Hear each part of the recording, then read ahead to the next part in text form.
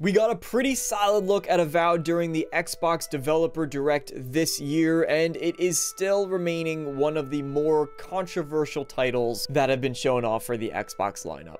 Let's get into it.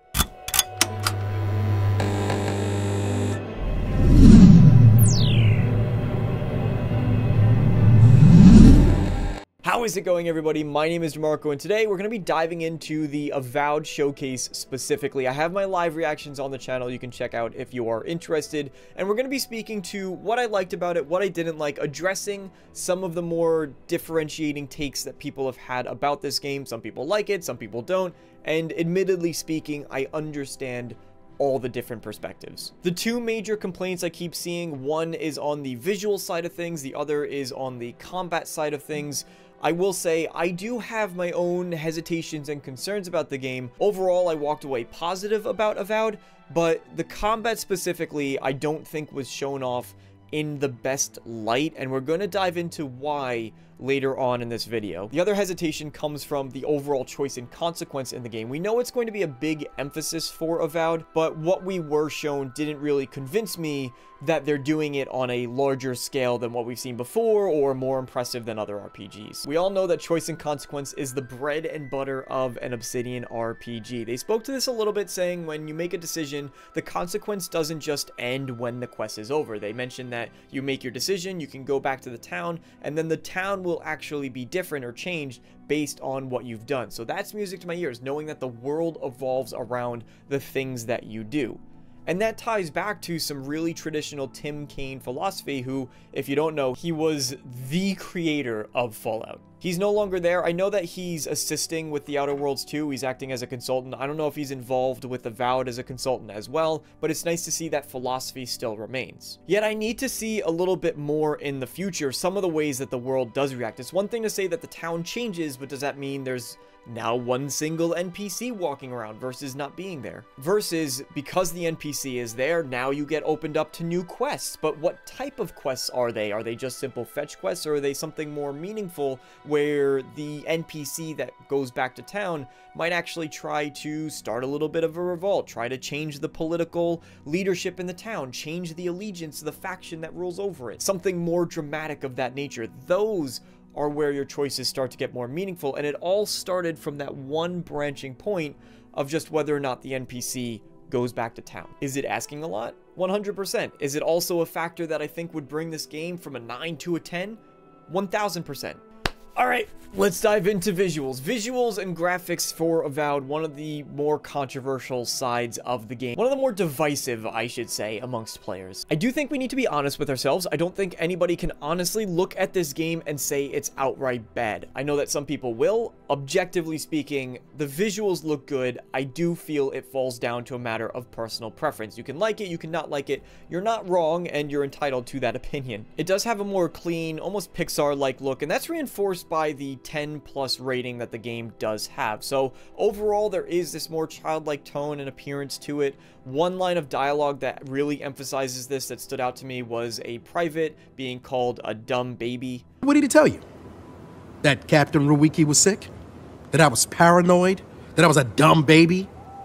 I heard it all often and loudly. I'm not a military man, and this particular quest that they showed off involves, so what I assume is this ragtag group of citizens trying to form a small militia or guards. I really believe they would probably use more colorful language. I bring this up specifically to emphasize that I understand the conflicting tone of what players really like and enjoy in RPGs with that darker side of it versus what is being presented here. It's understandable, and I don't think players can get mad whether they like it or don't like it. There's not necessarily a right or wrong here, it's just different. Back to the art style, I personally dig it. I think it looks really good. I do like they're going not for these hyper-realistic visuals. I think Lone Vault Wanderer actually made a great point in his showcase recap where he mentioned this is a visual style that you can look at in a couple years from now, and it will age really well. Objectively speaking, both lighting and texture improvements are visible in the new gameplay, shown off in things like rocks that look a lot more detailed. It could also be changes to how the lighting system is done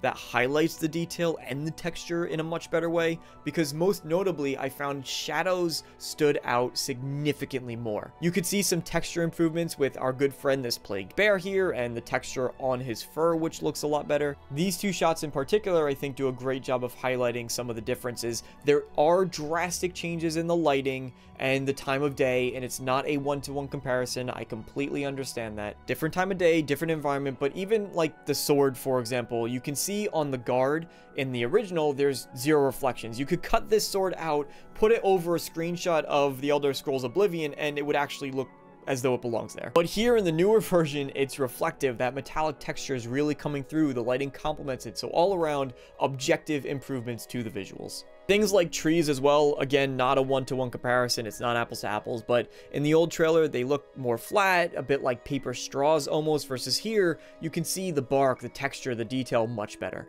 Alright, now let's dive into combat, another area that has people a little split. Some people call it sluggish, some people call it slow feeling, or just a little bit off. I will say a lot of times I am a person who's quick to judge combat. I've quickly realized very often games are much better to play and they feel better in your hands than it does to watch it on screen. And I also think it's important to highlight there's going to be specific instances where I will point out how I think the developers have tuned down the AI, dumbed it down even, for the sake of trying to showcase the game mechanics and the systems that are in place here, which might be why some people are interpreting the combat the way they are. We'll get more into that in just a bit, but first, what I did like about what was shown off. The melee abilities. The melee abilities are something that will distinctively help it stand out from games like Elder Scrolls, being able to rush in with a shield and do different bashes. We saw one enemy charging up to do this AoE attack, almost as though it's a first-person Dragon Age with the different powers that you can enact.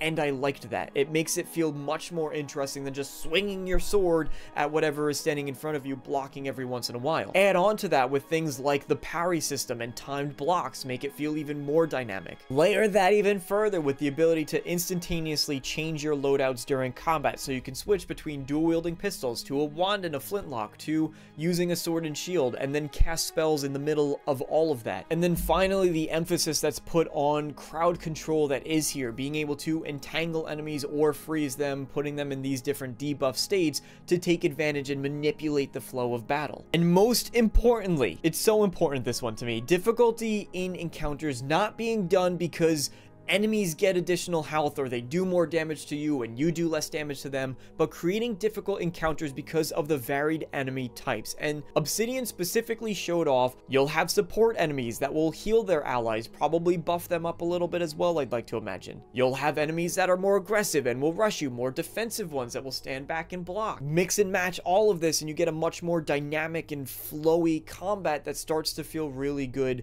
when you do play the game. But one thing you'll notice, and this ties back to the AI being tuned or dumbed down a little bit for the sake of showing off mechanics, one thing you'll notice is these enemy types are never shown all together, all at once. We individually see this heavy unit to show off the player freezing them. We get some smaller enemies and notice that only one of them is actually attacking the player, the rest hanging back so they could demonstrate the quick action of the wands. And I want to point out this one where the enemy closest doesn't necessarily react to the player.